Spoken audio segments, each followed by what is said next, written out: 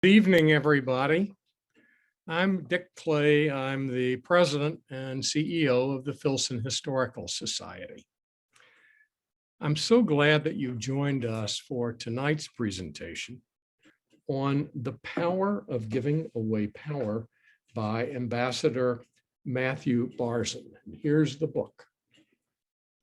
This evening, we're honored to welcome him and also Carolyn Tandy, who he will introduce after I do the introduction of him. Matthew Barzun is an American businessman, diplomat, and political fundraiser who served as the United States ambassador to the United Kingdom.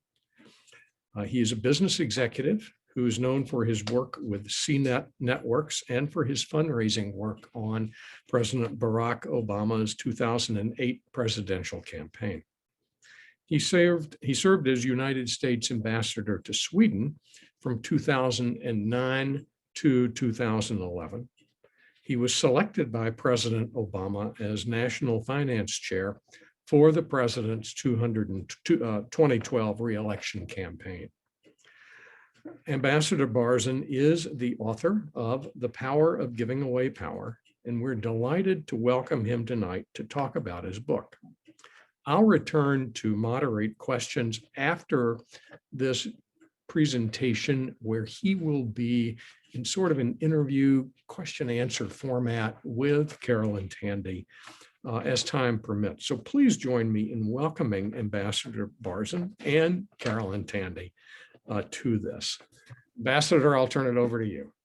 Thank you, Dick. Hi, everybody. Thank you for that introduction, Dick. And I wanted to introduce my great friend, Carolyn Tandy. Hi, Carolyn. We have not seen each other face-to-face in way too long. Carolyn is someone known to many people on this Zoom. She is a remarkable transplant to our Commonwealth. We both married native Kentuckians, and she is one of the most amazing leaders I have ever worked with. And I would not be here today having written this book if it weren't for teaming up with Carolyn and Brooke Pardue, which maybe we'll get into, back in 2006. Seems like awfully long time ago.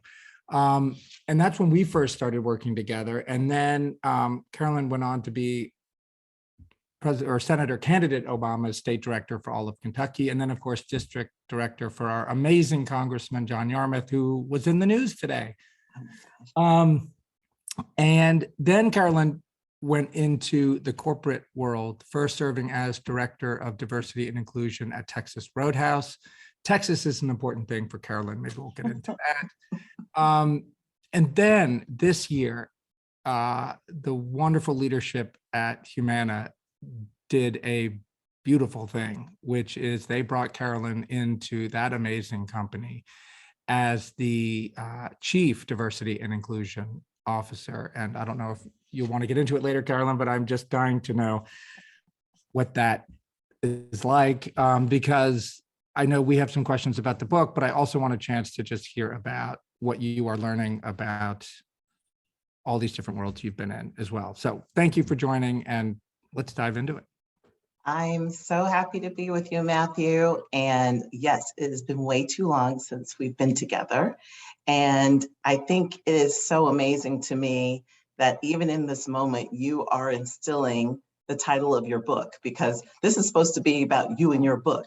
And in the midst of that, you're like, let's talk about Carolyn and these new things that she's doing, which again exhibits you just again giving away power, which I think is such an amazing and in some ways an inclusive, speaking kind of in my native tongue of diversity and inclusion, an inclusive concept. But I just want to underscore one of the things that I saw in the chat. Emma said to make sure to put questions in the chat. Feel free to do so. Matthew is a dear, dear friend of mine, and I'm so grateful for his voice in our community. He could be anywhere, but he is here in Louisville. And I really just want to start first by just kind of asking you a couple things about you personally, because I don't think too many people will get to know you personally. So let's just start a little bit learning more about Matthew. And could you please just share with us a little bit about your background? You have such an amazing family history, but share a little bit about your background, as well as, again, how that kind of dives into your personal life. And how did you end up here in Louisville? Sure, I will be undiplomatic. Okay, so I was born and raised on the East Coast, and some people here have spent time on the East Coast. Some of you are from the East Coast, and I do love it. Boston, I was born in New York, raised in Boston, and then went to the West Coast to San Francisco during the dot-com boom, and all thanks to a great Kentuckian, Shelby Bonney, who grew up here. He's my second cousin, and so I loved the East Coast and growing up there and starting my career for 11 years on the West Coast. And then I met this amazing woman, Brooke Brown, who became Brooke Brown Barzun, my beloved wife of 22 years. And she loved California. I mean, she'd gone out there for a reason. And then I really appreciated California, but it was not a place I wanted to raise children. I thought that dot-com culture was neat and fun, but kind of a monoculture.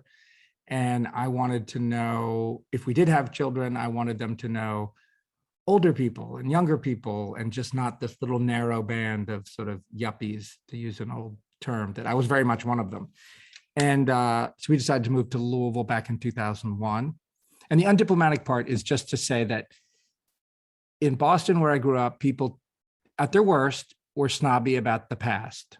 And the past is something I think the Filson takes very seriously, and in a non-stuffy and snobby way, and acknowledging that history is not neutral, and confronting that, which I think is really important.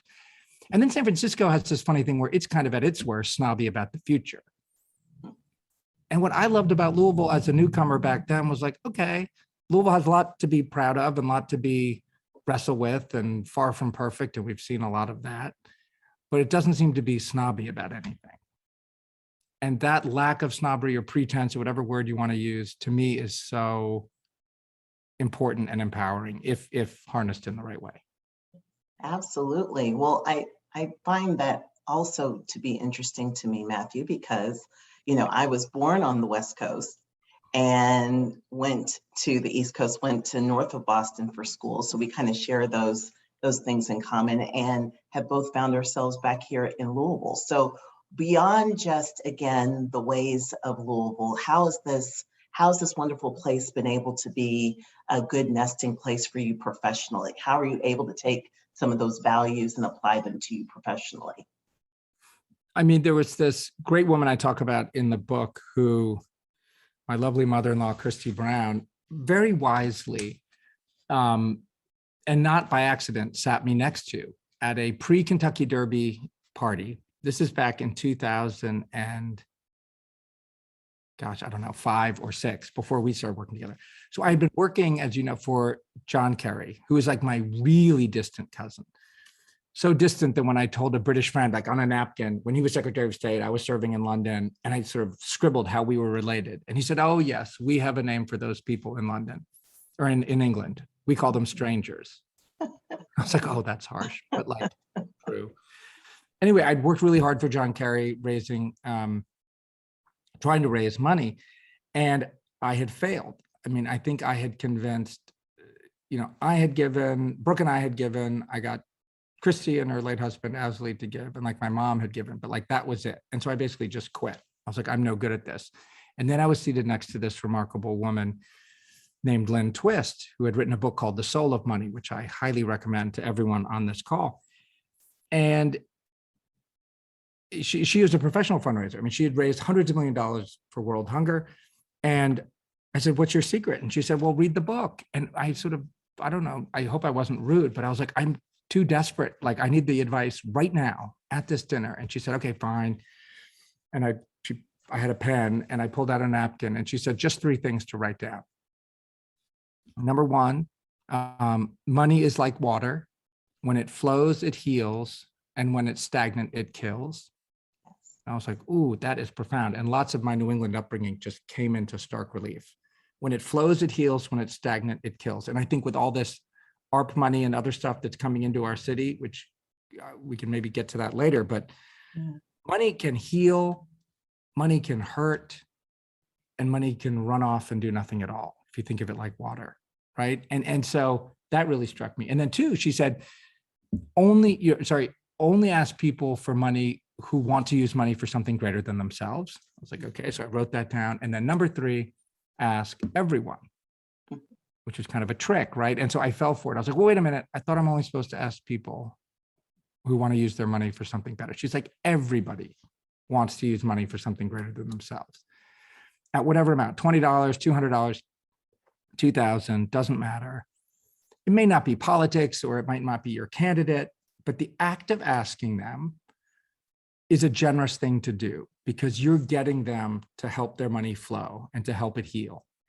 And once she said that to me, and a long-winded answer to your question, Kentucky and Louisville specifically was such a fertile place to ask everyone because most people say no, which is fine, but they say no nicely.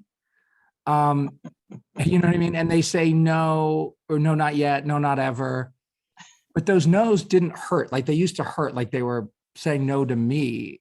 But I was like, okay, well, you said no to me. You're going to say yes to someone else and you're going to help that money flow and help that money heal. So I love that part of the book.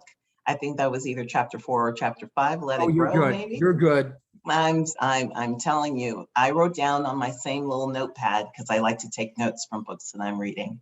So I put those 3 points that she gave you about money in my notebook for myself. So that was one of those moments that was an aha for me as well. Oh, It made me so also glad. kind of think about all of the nonprofits and all of the work that's done here in Louisville. We have a very strong nonprofit community. And so those concepts to me about being able to have water heal or be stagnant, lack of water is stagnant, or to heal were concepts to me that were also, again, so relevant to Louisville. So I'm glad you brought those up. I want to talk a little bit about this concept of power and the power of being able to give away power. So share a little bit about that for those who may not have read the book. Yeah. And more specifically, my friend Matthew, why do people either hoard power, keep power, or why should they follow this concept of giving it away? And we'll talk about constellations and how it's connected in a minute. Yeah. Okay, great. I mean, this is the essence of the whole thing. And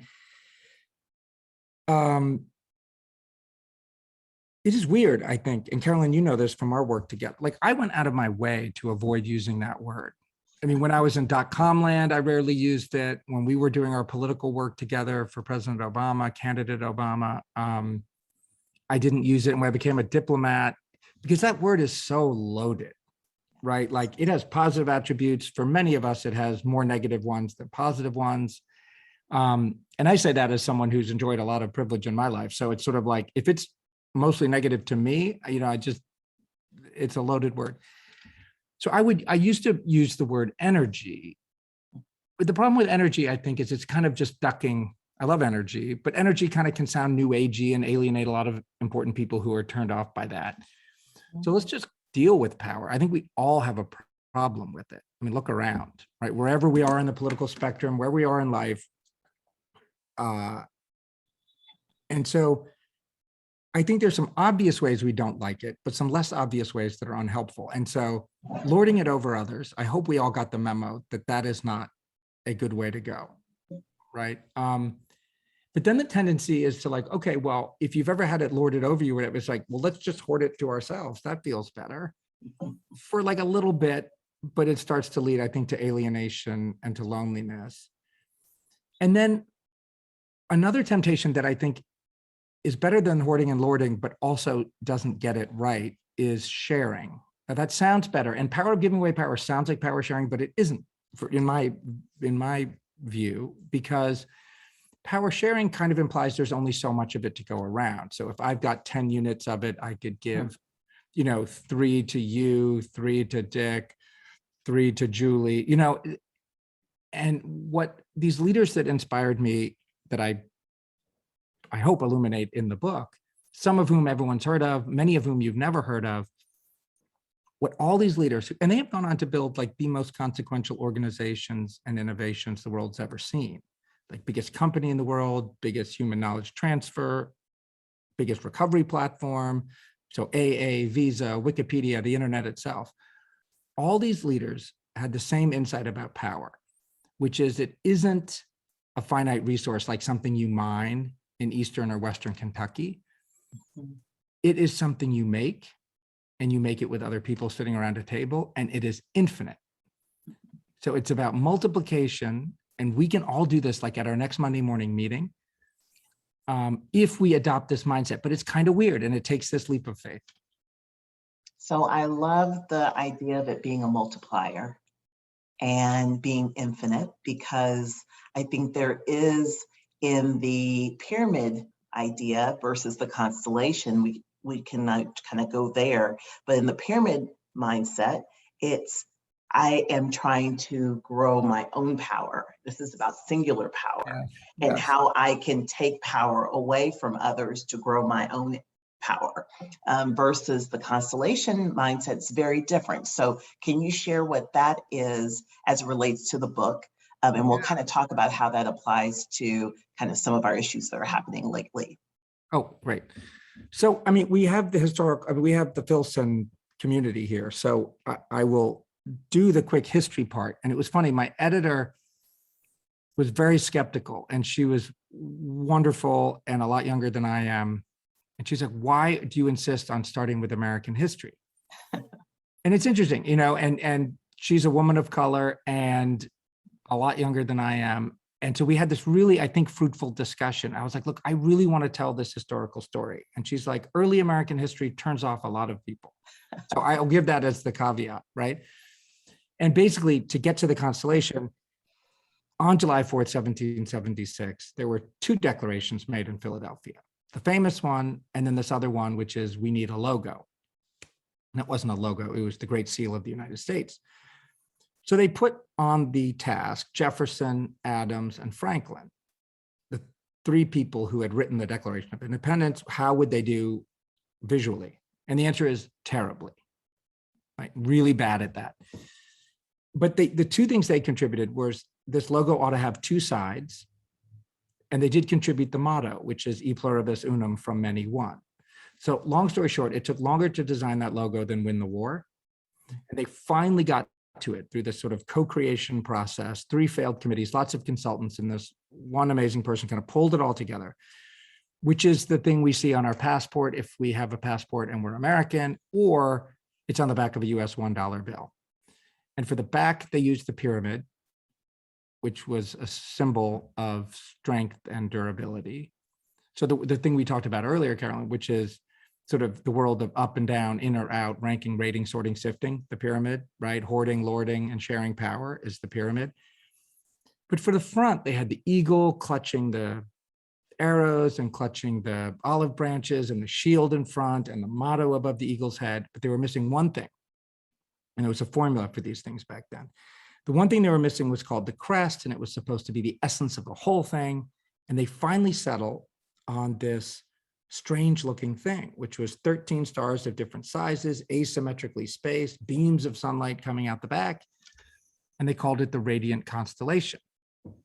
And it symbolized for them the animating idea of this new country, and solved the sort of riddle of how can you be many in one at the same time. And it was like, you should stand out as an individual, be a star, and connect to other stars to form something more powerful or more useful than you ever could on your own. And so I learned about this on Wikipedia, this whole story, which I never knew. I mean, I'd looked through that symbol a million times, you know, on my passport. As a diplomat, I'd look at it a lot.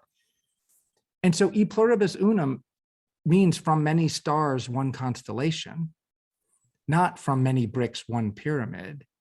And what I found so empowering about that is it's the best idea America's ever had. Now, hypocritically and tragically, we fell short of it in 1776 and 1787. We fall short of it today.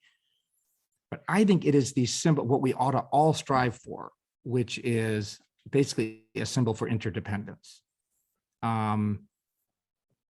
which I find really encouraging, because with that symbol, we can, and Aristotle once said, this is not in the book because I didn't, a reader sent it to me and I wish I'd known. Aristotle said somewhere, sometime, the soul never thinks without an image.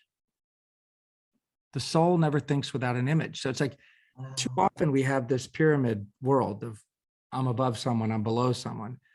But if you look at the constellation, I'm a star, you're a star, Julie's a star, Dick's, like, that's just a different mindset.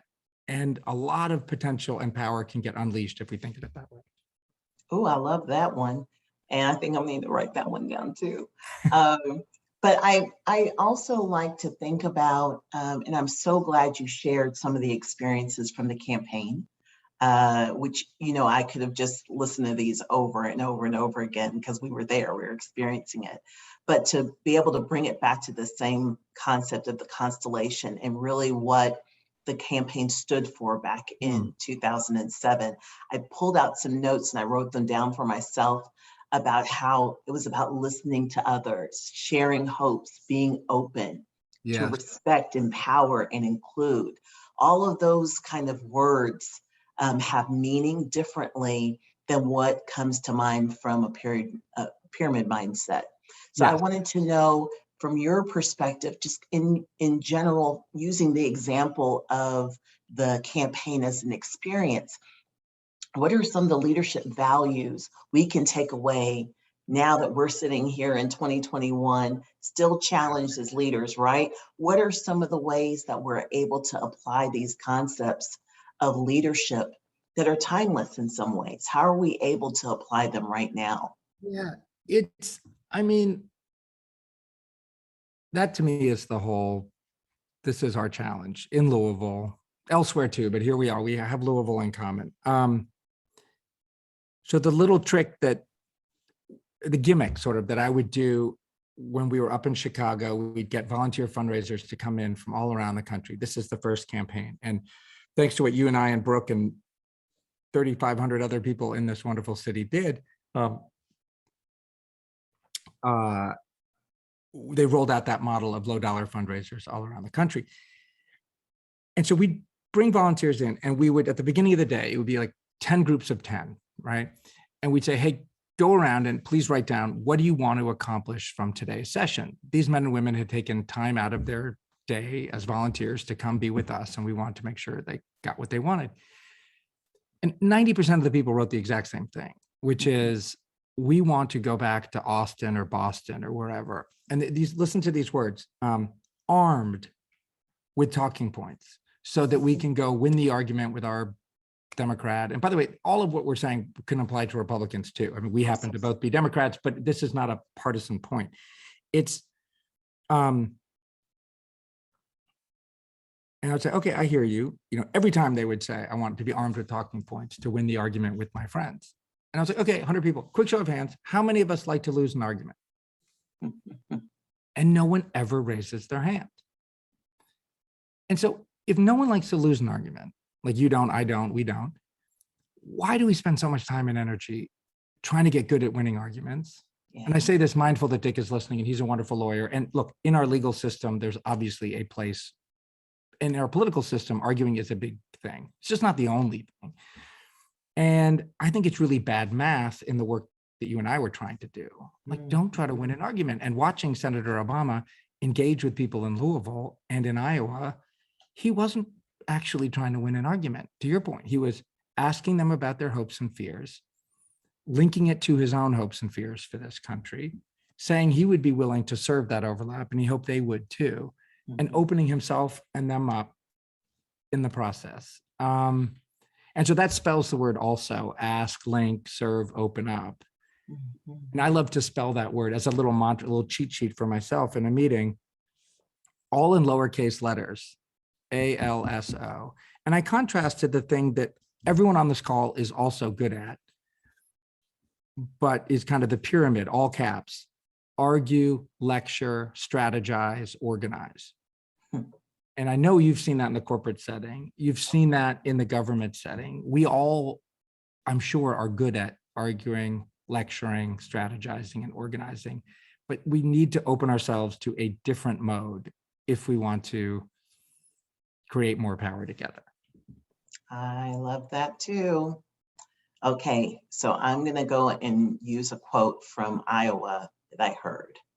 you say in the book. And by the way, I don't know if all the audibles are the authors actually reading. I actually know that's not to be true. Most of them are actors and other folks reading on behalf of the author. I really loved listening to you because I just felt like I was having the same conversation, just like I'm having the conversation today. So really love that too. But there was one moment in Iowa that you bring up where we're in the caucus experience, which is a crazy experience for anyone who has never been to a caucus. Iowa caucuses are very unique all by themselves.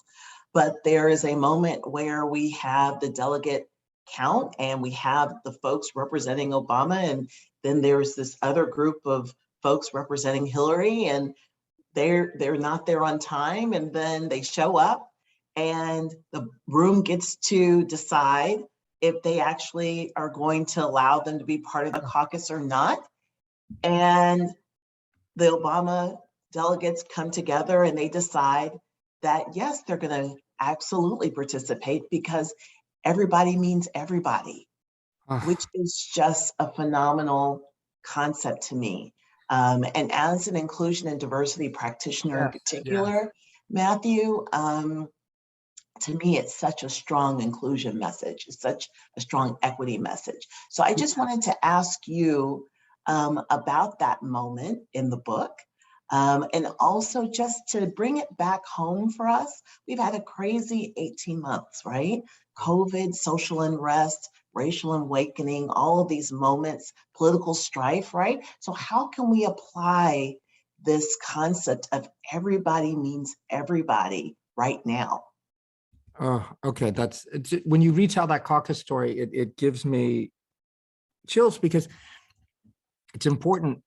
Like I was the bad guy in that story, sort of, right? So I'm sitting there, and because I was an official, I forget the title, but I was like a volunteer observer in some middle school in northern Des Moines. So the only rule that I have, well, the one rule is I cannot say anything once the caucus begins. I cannot open my mouth. All I do is have my BlackBerry, and I'm supposed to tell headquarters what's going on. And we're about to win all the points, right? There are 5 points available at the middle school. We're about to get all of them until these two people, like you said, come in. They're late. I know the rules of the caucus. They're coming in to caucus for Hillary Clinton. And it's just not allowed, but I can't say anything. And then the woman running the caucus, she also knows that. And she said, but there's a rule. And then she corrects herself. She's like, it's not a rule. It's a tradition here at this middle school. We've been doing this for decades, that if the majority of the room decides to change the rules, well, then they can change it. So I'm like, we're fine, right? Because in the caucus mouth, without boring everybody, the Obama corner has 70 people in it. Every other corner has like 8. So like we have all the votes, like we're going to win this thing. So I'm like, oh, we're fine. Except as you mentioned, this wonderful group who could have no input from me. And I'm like, just say no, keep these people late. They're 10 minutes late. And they decide the exact opposite. To your point, everyone is everybody. These people came out on a cold January night. Yes, they were 10 minutes late. If it were me and I were in their shoes, let them count. So we lost a point, right? I mean, with Hillary Clinton got 1 point, we got 4 points, and I was like, we lost. And I was like, we won. I mean, in the much bigger thing, we won by losing. And we discovered that again. And by the way, so in answer to your really hard and important question, and I'd love to know what you think about these last 18 months. I mentioned Lynn Twist earlier, and the Soul of Money author. She came back to Louisville many years later, and she told the story of her, which I think is how I think about your very interesting and hard question, is she comes back, she tells the story of this mid-career change she made. And she'd moved on from world hunger. Not that it had been solved, because it hadn't, but she felt this calling to help the rainforest. So she treks for 4 days with this friend of hers who knows a tribe at the headwaters of the Amazon who had rejected all outside contact for decades, but finally felt like they had to do something because deforestation was coming to them. So she gets there, she's exhausted, she sits with the tribal chief, and through a translator, she kind of makes her, I mean, she wouldn't put it this way, but sort of her pitch, like, here I am, here's what we could do together. And he listens respectfully. And then he says to Lynn and her companions, I think I understand. If you're here to help, please leave. Mhm. And you imagine what she feels. It's just like devastated. Like, I can't believe it. I blew it. But then he continued and he said, but if you think your liberation is inexorably tied up with me and my tribe's liberation, then please stay. Let's see if we can work this out or work this through together. And that story really struck with me. If you are here to help, please leave. There is so much unintended but real condescension in helping. Come on. And so, and you just say, well, okay, so how I reflect on Louisville in this tumultuous time that we are still very much in, that we are so often forced into these false choices. It's like, well, being selfish doesn't seem to be what we need more of. But I think equally, we do not need to be selfless. Selflessness sounds right, sounds a lot better, but it has a lot of that, if you're here to help, please leave problem. So mutual liberation is how the tribal chief put it, or how Lynn interpreted what he said to her that day. Now, I love that phrase, mutual liberation. That too, kind of like energy can turn people off. So can I come at it another way? Not in the book, but as I reflect on your question about Louisville, 2 cars in a Louisville parking lot, only 2 cars. And you have to guess which is the Democrat car and which is the Republican car. And it's not a Ford F-150, a red Ford F-150 and a blue electric car. I'm not going to make it easy. They only have 1 bumper sticker each, 1 word each on the bumper sticker. So car number 1, its bumper sticker says freedom. Car number 2's bumper sticker says together. Now, if we don't have time to go ask everyone on this call, but I think everyone on this call would say car number 1 is a Republican, freedom. Car number 2 together is a Democrat. And that, I think, is correct for this little thought experiment. In our adult lifetimes, I think we have seen the freedom crowd take that very powerful word to an extreme, which means freedom from, in a nutshell, just leave me the heck alone. Mhm. In equal measure, say I nonpartisanly, the together crowd has taken that really powerful word to a logical extreme of total togetherness, where just tell me what the heck to do. Now, in a COVID context, think about freedom and together. Freedom, leave me the heck alone. Don't make me wear a mask. Don't make me leave me alone. How dare you? The total together crowd, I think, made some talk about herd immunity as if we are like a herd of cattle, which I don't think we are. And if you get too excited about a herd, you know what I mean? And so what I think we need, and what I think we desperately want, isn't freedom from one another, and it isn't total togetherness. It is freedom together. Freedom with and through one another, which I think is the best idea America's ever had.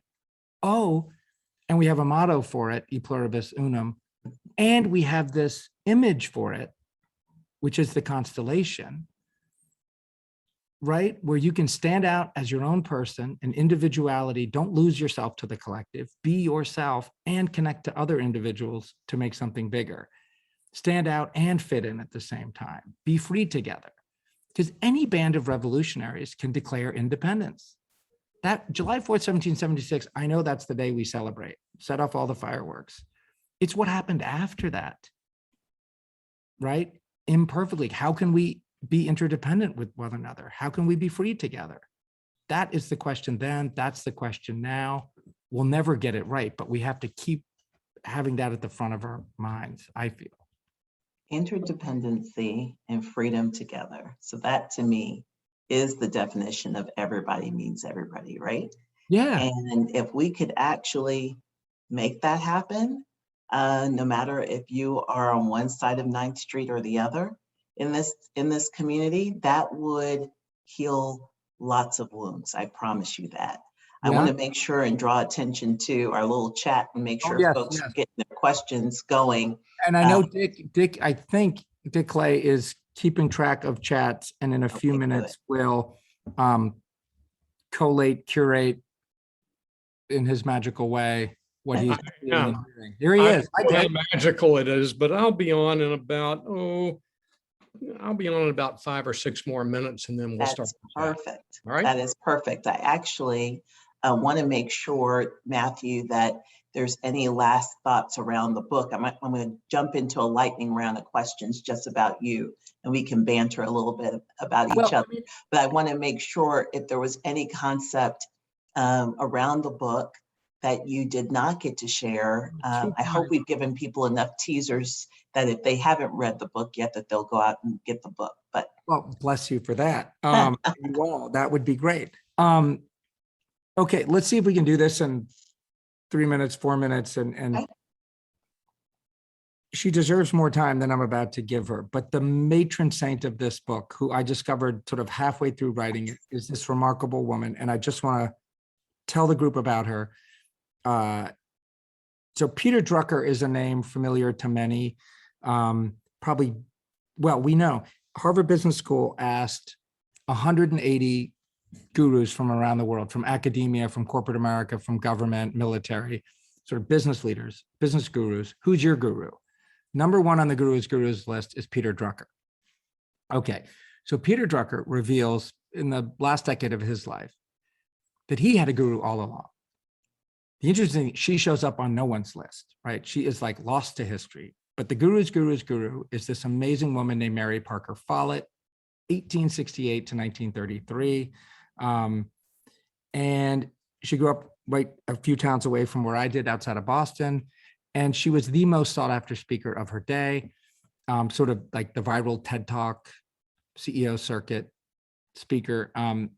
And it's interesting from our perspective, she's writing 100 years ago. America's coming out of a global pandemic, racial, economic, social division everywhere she looks, raging debates about the overreach of big business, the increasing power of big business, raging debates about government overreaching themselves in efforts to deal with big business. Sound familiar? Right? And so she says, look, all these things can be totally daunting. And she had this super practical way that we could all do something about it, like at our next Monday morning meeting. And really quickly, she says, whenever people are gathered, virtually like on Zoom or live, 4 possible outcomes, only one of them is worthwhile. Bad outcome number 1, you try to win the meeting. You come in with an idea fully hatched, try to get everyone else to say yes. She said, why did you invite anyone else? That's a waste. Bad outcome number 2, the opposite. It's like, oh, Carolyn or Dick seem super fired up. Just let them have their day. Why were you at the meeting, right? Bad outcome number 3, and this is tricky because we're all taught in school and in corporate life and in government life that we should seek it. Bad outcome number 3, compromise. She's like, nope, little mini victories, mini acquiescences. At best, you leave with a fraction of what you came into with that meeting. The only reason she says we should ever gather is for co-creation. If you make something together, and we all know this feeling when it works well. You and I and Brooke Pardue had this, like when you make something together, it is forever part of you. You are forever part of it. And so everyone leaves that meeting just a little bit enhanced, right? You haven't lost your individuality. You are more you because you've made something. And this is very much in the great work you're doing these days. As I reflect on Mary Parker Follett's teachings, my little cheat sheet, every meeting, 3 expectations we ought to bring. 1, expect to be needed. So bring your full self by all means. Who else can? Number 2, expect to need others. That's why you're in a meeting. And listen for and be aware for their full selves. And the third one I think is crucial, which is expect to be changed. And this, I think, is the reciprocal obligation of that first one of like, if you bring your whole self, your full self, your truth to a meeting, and you meet her standard of having made something in that meeting, then you ought to leave that meeting just a little bit different than you came in. That way, when you bring your full self to the next meeting, it's an enhanced self. And back to Lynn Twist, not that same stagnant self. And that to me, I'm like, okay, that's, it's simple but hard. And if we bring that into every encounter we have, civically or professionally, whatever it is, I think those small acts of co-creation, of interdependence can make a meaningful difference when multiplied. Oh my gosh. And think of, if I do that for you and you do that for me, what amazing power, again, we're giving to each other, right? That's the whole concept. And they would joke, the whole concept is like the power of giving away power so that you can get it back again, so that you can give it back again. That would be too wordy a title, but just what you say, that's the flow. Absolutely, it's reciprocal. Yeah, it's not like Love it. washing your hands of it and delegating, be like, well, you all do it. That's no good. Like That's you right. do it too. It has to be reciprocal. I love it. So, okay, so get personal with me for a minute. What Okay. did Brooke and the kids think of the book? Well, my daughter, that's very sweet. I mean, they have all said nice things, which one would hope and expect. But my daughter, Eleanor, who you know well, I don't know about kids. So kids are sometimes very critical. she looked at the subtitle. So it's The Power of Giving Away Power, How the Best Leaders Learn to Let Go. And she, I can't impersonate her laugh, but it was sort of like, yeah, really? Because I think as a parent, Carol, you have your beautiful children, like I have not practiced what I preached as it relates to parenting.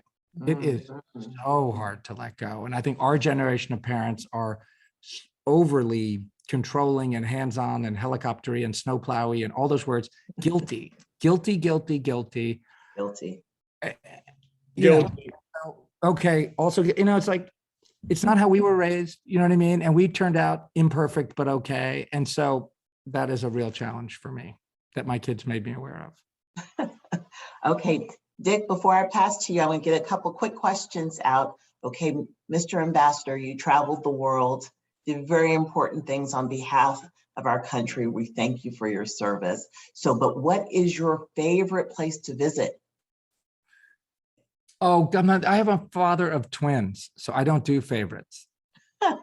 Okay, where would you like to go on your next vacation?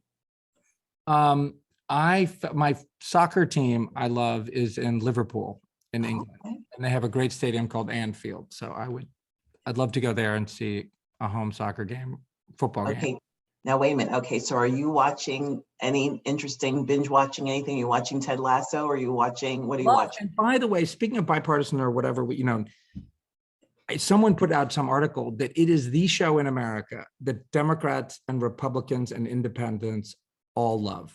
Ted Lasso? Yeah, Ted Lasso. Absolutely. It doesn't divide us. It brings us together with all our differences. And so, yes, love it. Okay, so tell me if, I know you have a pretty righteous LP collection, my friend. So yes, actually in the backdrop, I love it.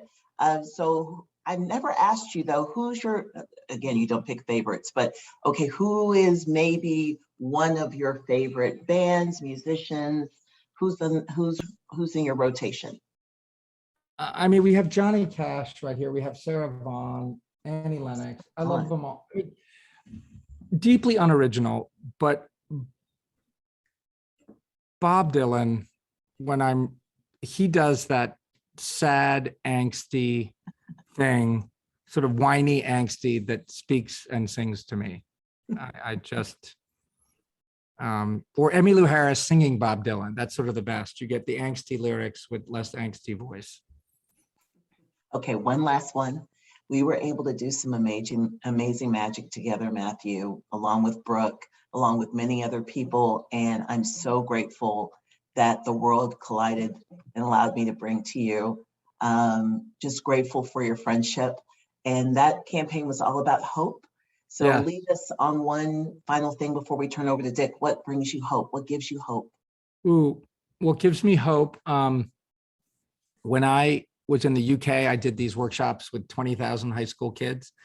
And then when I came home, I didn't want to stop doing it. I had no reason to do it, but I just kept doing it, not at the scale of the UK, but did it in Louisville and across the river in Southern Indiana. And I asked these kids, what's one word that frustrates you about your country and one word that gives you inspiration? And the number one frustration was division, racial, social, economic. Their number one hope and inspiration was diversity. So that word, that root div is in both words. Their greatest hope and greatest fear is rooted in separateness. How can I be good separate, my own self, but not so separate that I'm alienated or lonely? And to me, we have been given this symbol of a constellation where we can tell these young people and ourselves and one another, you can stand out and be you and fit in to something greater than just you. And that to me gives me hope. That is fantastic. That is a beautiful handoff. I thank you, my friend, for including me in this Thank you, wonderful Carolyn. evening. And Dick, I pass to you. But Carolyn, please stay with us. Yeah, stay Well, I'm with going us. to stay right here. I'm not going anywhere. Excellent. One of the things the Filson has done this past year is engage its complete staff and its board in implicit bias training. And we've worked with Marian Vassar at University of Louisville. We've also taken the Harvard implicit bias test, and many of us have read a number of books. I've read Kendi's How to Be an Anti-Racist and Ta-Nehisi Coates's Between the World and Me. A common theme in everything the Filson has been working on and in these books is giving away power and listening and learning. So everything you all have said tonight has resonated with me, excuse me, through that particular prism. Would you care to comment on that at all? Can I toss this to my lovely friend, Carolyn? Because you were at the forefront of this work, and how? If it'll let me come back off mute. You're doing this again to me, Matthew, but I love you for it. It is, again, the theme of how he lives. And I was with Dr. Vassar this morning. GLI was having another session very similar to all the sessions that have been transpiring through 2020 and continue to happen around listening and sharing these difficult conversations with each other. One observation that I made is how fatigued people of color are in these conversations, not because they're not important or not because they don't need to continue to happen or that there's not awakening happening through those conversations. But in some ways, this moment of racial unrest and awakening that transpired in 2020, I'm 47. It's been happening for me, well, my 47 years and prior to me being born and prior to my mother being born, right? So it's my life story. So for us to now have this moment where, again, we're sharing these dialogues, it is important work. And it's important to have the conversations. I would challenge us to make sure we are able to have conversations that are in some ways even less diverse, to have the conversations of race with our Caucasian friends, amongst our Caucasian friends, similar to how I can have conversations about race with my African American and Black friends, because that's when we level the power. That's when we're able to level the conversation and challenge ourselves within the same space. I would also just say that I think part of the reason why people of color are fatigued is because the action planning doesn't happen beyond the conversation. So I just challenge us to think about these things, and it's important for us to have the conversation and to air out those conversations and opinions and action plan. Find ways to impact the structural ways that racism exists beyond us as individuals. What can we do about it? and put action behind it, because that is what gives us energy. That is what gives us purpose and will allow us to have the next conversation. The good part of this is this is a discussion that for me at age 70 goes back to growing up in Hopkinsville, Kentucky, when I graduated from high school in 1969. These same discussions were ongoing. And then they stopped. And I'm not exactly sure what in our society or what in my own career happened that caused those discussions not to pick up again with the urgency they have now. But I do think it's important to continue the dialogue. And I also think it's important to challenge ourselves within our own communities, as you said. That's right. One thing I want to say back to you, Dick, because I always love connection points. My mother-in-law, David's mother, grew up in Hopkinsville. What's her name? Her name is Rosie Anderson. And she may have been right there with you in that time frame, because I know Hoptown is a small town, but yeah, she's married to Tandy in Owensboro eventually. So you just never know. 1 degree of separation always. Do you know the author Bell Hooks? I do. Gloria Watkins was how I knew her. She was a year behind me and a very, very good friend. That's awesome. Yeah. Matthew? Oh, I mean, look, Carolyn, I think put it beautifully. I tried to sort of reinterpret Mary Parker Follett, who, so diversity and inclusion, which is in Carolyn's job title, I believe, and was coined by this gay man in London who was hired to be head of diversity at the London 2012 Olympics before I got there.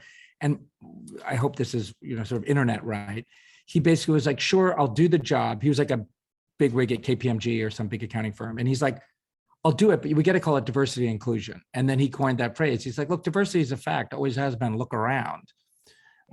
But inclusion is an action, to Carolyn's point. It's like, it is a decision what to do with that diversity. And so reflecting on Mary Parker Follett, I was like, okay, let's take it even further. I think this is what Carolyn said. I know it, which is, okay, so if inclusion is getting the right people at the table, not just in the building or just in your community, like, no, at the table. I think Mary Parker Follett would say, now what? What are you going to do together? What are you going to make together? So I would just add 2 more things, which is diversity is a fact, inclusion's a choice, co-creation is the hard work, and interdependence is the prize. Like if you, and I would always see this in my old diplomatic job of like, oh, the US and the UK are sort of best friends. And like, why don't, if they ever disagree, everyone's freaked out. And I was like, well, look, people are friends. This is true of Carolyn and me as friends. It's like, you don't do hard things together because you're friends. I mean, there is a truth to that, but it's not the interesting part. It's that you are friends because you have done hard things together. Do you know what I mean? And so the least effective way to make a friend is to meet someone brand new and say, let's be friends. It's like, it's just creepy. Like, you're probably not going to be friends. Or if someone says, trust me, you're like, well, probably not. Like, trust and friendship and happiness and are you don't aim for them directly. They are byproducts of, as Carolyn said, hard, meaningful, honest work together. Right. And that's what's before us today.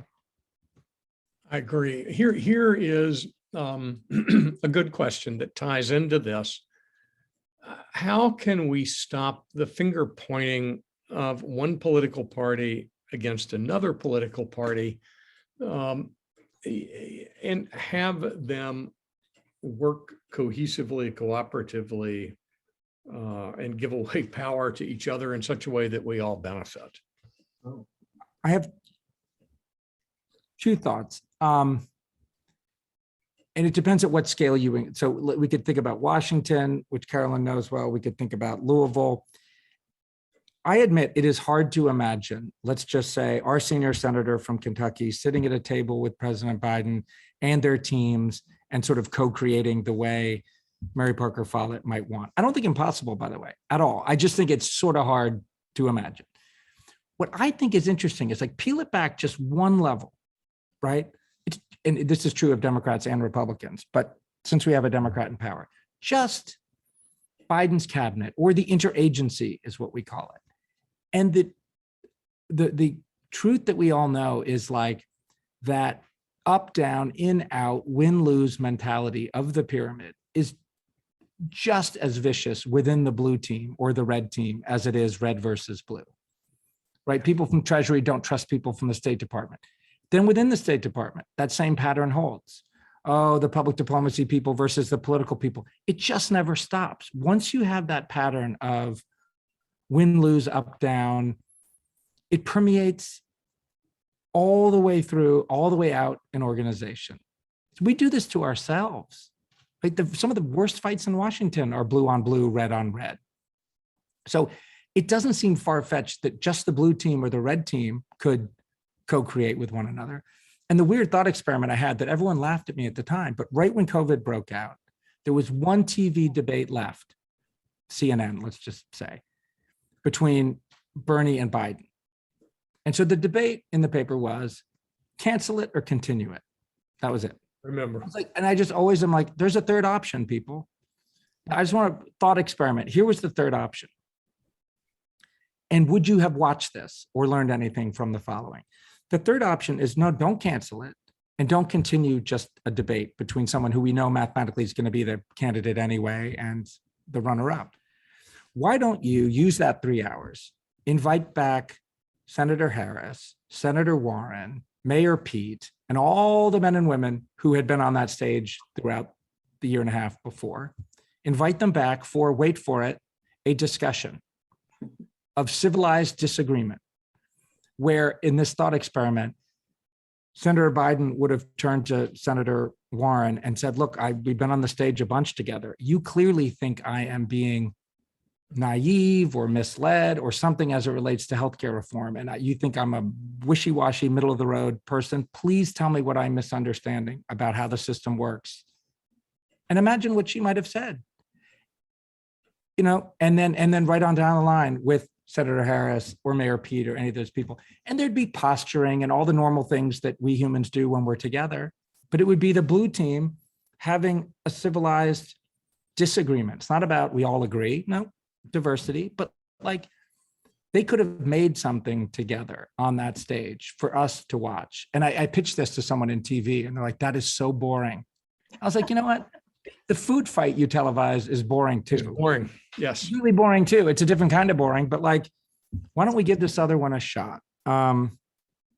So, and maybe in closing, if I may, or I know we're hitting the top of the hour. We've got we have with a little parable that is regional, and it's not this region, but you could imagine it cards versus cats. But I grew up in Boston, and so this is a New York Boston thing that is how I think about this question. On Interstate 95 between Boston and New York, there is a men's restroom, public restroom on the rest area, and someone wrote next to the mirror, Yankees suck. And then someone scribbled it out and wrote in ballpoint pen, Yankees suck, or Red Sox suck. And they go back and forth, this much space, back and forth. Red Sox suck. And then someone comes along with a green Sharpie, circles the whole rant and says, and we all love baseball. Now, I'm like, oh, like that's sweet. But here's the thing. I don't think Mr. We all love baseball settled anything. There is a condescension in that remark, in that context. I think there's, it settled. If you went back, there'd be others like where Mr. Sharpie can put the pen. I mean, he would anger both Red Sox fans and Yankees fans for that I assume it's a man who did the green Sharpie. Here's what I think where the energy, constructive energy that Carolyn was talking about lies. I would like to go back with a Sharpie, a purple Sharpie, okay? And say, circle the whole thing and say, should the American League eliminate the designated hitter rule? Now, if we don't have baseball, that's like sort of an obscure but big debate that rages within baseball. Now, the Red Sox and the Yankees are both members of the American League. So you would just have, it's like the body language would change. But I don't know. Maybe, I don't know, we might, but let's think through what the consequences of that would be for our team in the short run. We have a good DH, but he'll probably retire in 3 years, right? So different, if you stick with me on this thought experiment, different conversations would start to happen. What I think we need to do here in Louisville is not say big group hug, kumbaya, why can't we all get along? It's like, we have to acknowledge the difference and not run from it. Energy lives in difference. If we were all one giant star, you couldn't make a constellation. Like, we need difference, but how do you harness it and engage with it? Because if you did that on the baseball example, people would start to agree and disagree and discuss and start to amend and mend the rules of a game they love. Not be told they love the same game. Do the hard work of like, well, so how would that apply to housing in Louisville, healthcare in Louisville, jobs in Louisville, justice in Louisville, right? Mm-hmm. And that, to me, lots of disagreement in each of those areas and more, but making that disagreement fruitful, making the friction fruitful is what we can do. And we don't get there by just staying locked in tribal animosity, nor do we get it by doing some group hug and denying the difference. That's how I think about it. Thank you. It is 7 o'clock, but I would like to go maybe 2 minutes beyond this. Sure. And ask you all this question because it ties into one that is here. The question that we have is, can you share some examples of well-known powerful people who you identify as doing well at giving away power? I want to refine that a bit because this is the Filson Historical Society, and our mission is to collect, preserve, and tell the stories of Kentucky and Ohio Valley history. So the question as I refine it is this. 1, was Abraham Lincoln, with his team of rivals, an exemplar, a classic exemplar of giving away power? And 2, both of you have deep experience working for Congressman Yarmouth, who announced his retirement today. Is an elected representative able to give away power to get to a result? And what leadership, what examples did you see from the congressman in that? Start with Lincoln and then go to John. Oh dear. Or vice versa. Yeah, I don't, as it relates to John, Carolyn lived it for a decade plus. What I love, so Mary Parker Follett, her first book she wrote as her PhD thesis was on the Speaker of the House of Representatives. And it was sort of a geeky but groundbreaking book, and Teddy Roosevelt gave it a glowing review. And she noticed the ones who were most effective practiced what she called sort of the informal power, which is making people not feel like pawns in someone else's game, basically giving away power to get it back and give it back. And certainly everything I've seen from Congressman Yarmouth, that is his MO. But Carolyn, what would you were there at his side for a long, long time. Yes, and I concur. If anything, John was a bad politician. He was a horribly bad politician and continues to be a wonderful congressperson, but horrible politician. Politicians should hoard the spotlight. We need them to be in the spotlight. We need them to be able to get those talking points out into the community, because again, that's again in our minds how you get back power, right? And John was just not that person. We had to force him into the spotlight.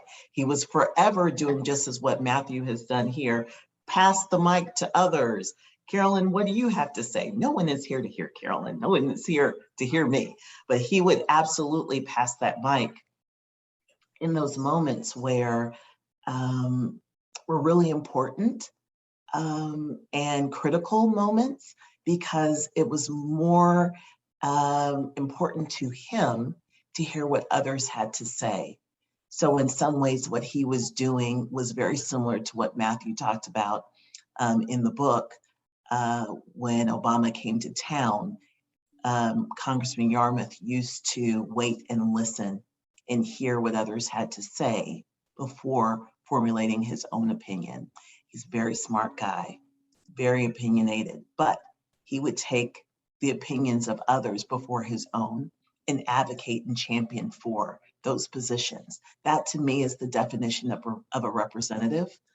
And being willing to say that I have nothing to lose.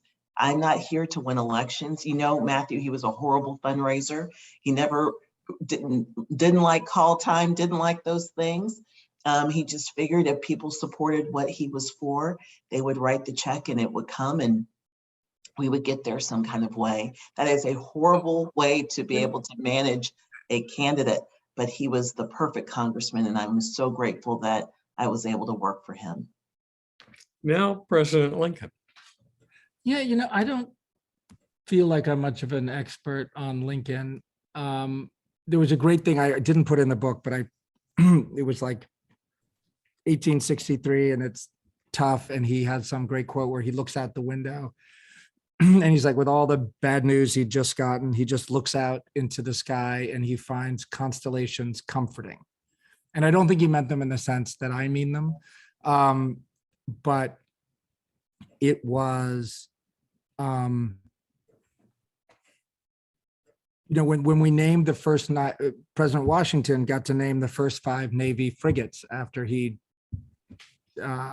assumed that role after the Constitution. And he wasn't a fanciful guy, right? So he named them the USS United States. He was kind of an on-the-nose guy. USS United States, USS President, USS Congress. I mean, this is pretty boring and on the nose, right? USS Constitution and the USS Constellation. So like, that was not some weird afterthought. It's like, those were tactical, practical things they had made that we ought to think about. And so I like to think that Lincoln, not that far from those days, would have held that in his head, that ability to stand out as your own and fit into something. I mean, he did not fit in the obvious way, right? He was awkward. He didn't speak well, you know, all those wonderful things. I find him such an endearing character. For that, and to your team of rivals point, was able to get people not to fall in line with him, right? So the misalignment you can think of as like, oh, how chaotic. It's like, but if you make an interesting pattern with people who aren't aligned with you, it makes a pretty powerful constellation. Carolyn, anything you want to add? I would love to leave it on Matthew's comment, because I feel so awkward taking any of this away from him. I know. I would just say that history has lots of moments where we have leaders that have exhibited the power of giving away power.